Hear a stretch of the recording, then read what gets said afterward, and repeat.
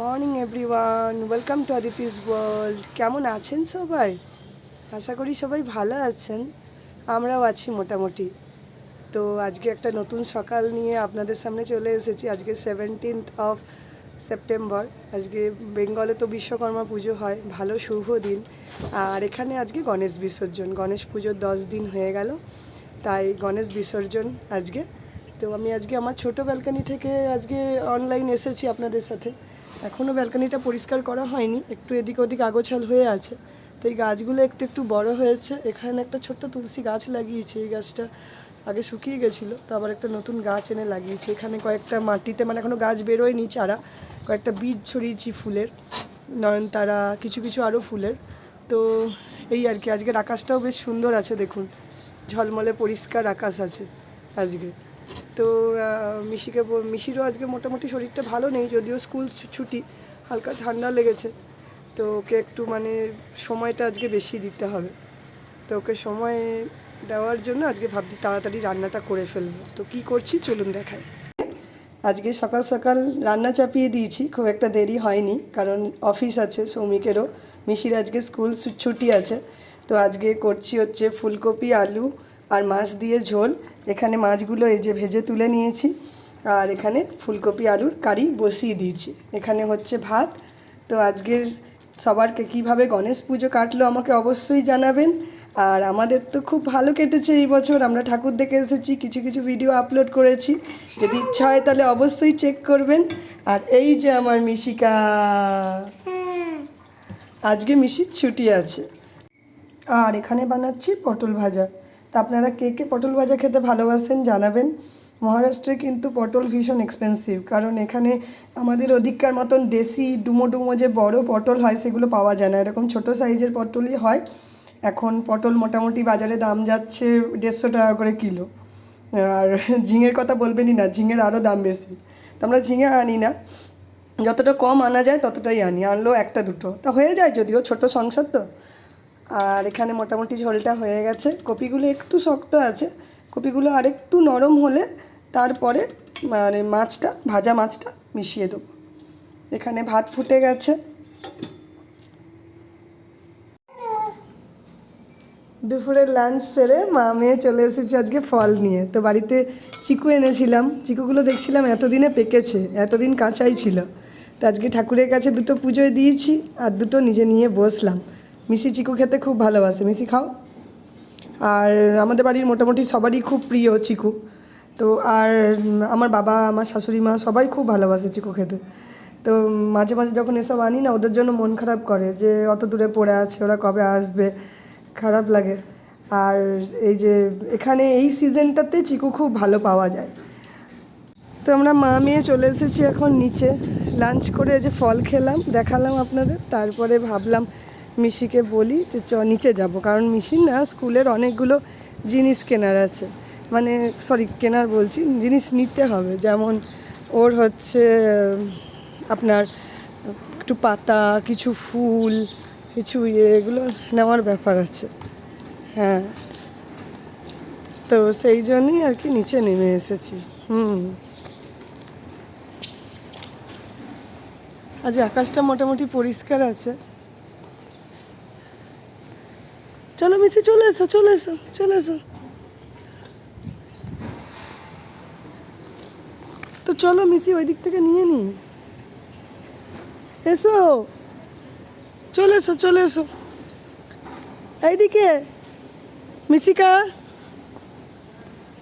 তো দেখি কি পাই, মানে ওদের অ্যাকচুয়ালি প্লেগ্রাউন্ড বানাতে বলেছে, তার জন্য কিছু কিছু পাতা ফুল টুল নিতে বলেছে। এই পাতাগুলো দেখছেন কি সুন্দর কালারফুল, এগুলো গাছে মানে অ্যাকচুয়ালি বইয়ের মধ্যে লাগালে এগুলো দেখতে সুন্দর লাগবে। দেখি মিশিকে বলি নিতে। মিশি এদিকে আসো, কি সুন্দর রেড কালারের পাতা আছে, দেখো নাও। এগুলো দিয়ে মানে লাগাবো, দেখতে ভালো লাগবে বইয়ের মধ্যে। একটা দুটো পাতা তোলো। আজকে অনেক দিন পর নিচে নেমেছে তো মিশি খুব খুশি, এই যে খেলে বেড়াচ্ছে। চলো চলো আমরা ওই দিকটাই যাবো, এক জায়গায় থাকে না, ওইখানে দৌড় লাগাও। কি পেয়েছো? নেই না মা, নিচে হাত দিতে নেই, না না চলো। তো আজকে বেশ অনেক দিন পরে না আকাশটা বেশ পরিষ্কার আছে, আর কি ঝলমলে রোদ উঠেছে দেখুন, ভালো লাগছে বেশ। চলো মা এদিকটা থেকে। আকাশটাও পরিষ্কার আছে। তো মিষ্টিকে নিয়ে বাড়ি চলে এসেছি। এসে এই দেখুন যে পাতা আর ফুলগুলো তুলেছিলাম, এই যে ওর খাতায় এগুলো স্টিক করতে হয়েছে। এটা অ্যাকচুয়ালি স্কুলের প্লেগ্রাউন্ড। তোমার বিভিন্ন রকমের গ্রাস, লিভস, তারপর টুইগস এগুলো দিয়ে এখানে পেস্টিং করে বানাতে হবে। তো যেভাবে পেরেছি এইভাবেই করেছি। এই দেখুন এই নিচের দিকটা একটু সেলো টেপ দিয়ে দিয়েছি। আর এগুলো তো মিষ্টি লিখেছে। আর এই তো এগুলো তো মিষ্টি লিখেছে। এগুলো তো আগের দিন মনে আপনাদের সাথে শেয়ার করেছিলাম। এটা মিষ্টি ধরো তো, এটা লেগে যাচ্ছে। এই তো এগুলো হচ্ছে সিরিয়াল ওয়াইজ লিখতে হবে, যে ম্যাডাম এখানে চেক করেছে। আর কালকে তো টিটাও লিখে নিয়েছে। মোটামুটি এগুলো লেখা, এগুলো এখনও বাকি আছে, এগুলো করা হয়নি। এগুলো কালার করেছে। এই যে এগুলো নর্মাল একটা করে কেন, এখানে নর্মালি অনেক রকম দিয়েছে। তো বলেছে যে রেনি সিজনের একটা কালার করতে হবে, মানে যেটা স্পেসিফিক সেটা কালার করতে হবে। এটা এখনও করা হয়নি। এফটা লিখেছে কালকে সন্ধ্যে, এফ আর টিটা। আর এইটা দেখুন কি সুন্দর, এটা একটা শপিং ব্যাগ। তো এই শপিং ব্যাগে কী কী তুমি বাজার গেছো, শপিং করেছো, সেগুলো তোমাকে লিখতে হবে। তো আমার কাছে না স্টিকার ছিল, তো আমি ওই দিয়ে এগুলো করে দিয়েছি ওকে। আপনাদের কার কেমন লাগলো আমাকে অবশ্যই জানাবেন। চলে এসেছি কিচেনে। আজকে বানাবো হচ্ছে মাশরুম। তো এখানে জল ফোটাতে দিয়েছি নুন দিয়ে। আর এখানে যে টমেটো, পেঁয়াজ, ক্যাপসিকাম সমস্ত কেটে নিয়েছি। আর এখানে আপনার কেটে নিয়েছি হচ্ছে আলু। এই যে বেশি। তো চলুন, জলটা মোটামুটি ফুটে গেছে, এক এক করে দিয়ে দিই মাশরুমগুলো। আমি একটু মাশরুমটা সিদ্ধ করে নিয়েই করি, কারণ আমাদের বাড়িতে ওদিকে বলতো এগুলো পলছাতু বলে। এগুলো আলাদা অবশ্য, পলছাতু এগুলো আলাদা, এগুলো বাটন মাশরুম। তো বাবা মাকে দেখেছি সিদ্ধ করেই রান্না করতে। ওরা বলে যে না, বর্ষাকাল, ফাঙ্গাসের একটা ব্যাপার থাকতে পারে। তো আমি একটু সিদ্ধ করেই করি এটা, অল্প, মানে পুরোটা সিদ্ধ করব না, হয়তো 50%, তার বেশি না, 30-50% মতন সিদ্ধ করব, বাকিটা আবার কষানোর সময় করবো। আর আজকে না আমি মাশরুমগুলো খুব একটা ছোট করে কাটিনি, একটু বড় বড়ই কেটেছি, খুব একটা ছোট করিনি। তো চলুন রান্নাটা চাপাই আস্তে আস্তে। তবে আজকে বেশিক্ষণ রান্নায় থাকবো না, বললাম না মিশির শরীরটা ভালো নেই, ওকে একটু সময় দিতে হবে। এই যে মাশরুমটা এই দেখুন কালার ছেড়েছে। আমি আলাদা করে সিদ্ধ করেছিলাম, পরে মিশিয়ে দিয়েছি।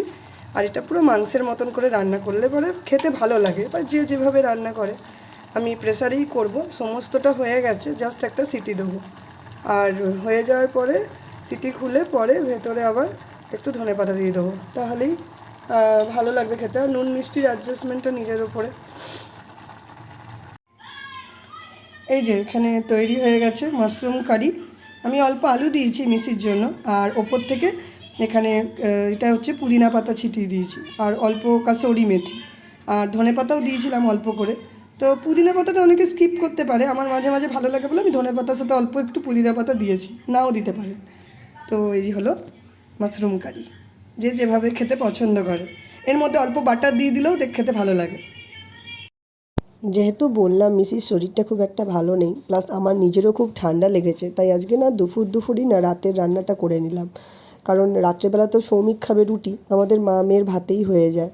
আর আজকের এই গ্যাসটা একটু স্লো চলছে, তাই রুটিটা হতেও একটু সময় লাগছে। আর আপনাদের সাথে তো শেয়ার করলাম। তো রাতের ডিনারে আজকে হবে মাশরুম আর রুটি, আর আমরা মা মেয়ে ভাত খাবো। আর আপনারা রাতে কে কী ডিনারে স্পেশাল কারি বানান, সেটা অবশ্যই আমার সাথে শেয়ার করবেন। আজকে সকালে যখন দুধ এসেছিলো, দুধটা জাল দেওয়ার সময় পাইনি, ওটা ডিপ ফ্রিজেই ভরে দিয়েছিলাম। তো এখন বার করে জাল দিলাম। আর সকালের দিকের যে দুধটা ছিল ওটা বিকালবেলার দিকে কফি করে খাওয়া হয়ে গেছে। তো এটা নতুন দুধ। আর এখানে বসিয়েছি একটু আলু ভাজা। এই যে আজকে প্রেসার কুকারেই বসালাম, আজকে আর ইচ্ছা করলো না যে কড়াইয়ে বসাই, মানে অ্যাকচুয়ালি কড়াইটা আর নামাতে ইচ্ছা হয়নি, প্রেসারটা ছিল ওখানেই করে ফেললাম। আর এটাতে জল গরম বসিয়েছি, মিশির জন্য একটা জল গরম হয়েছে, আর এইটা হচ্ছে সৌমিকের জন্য।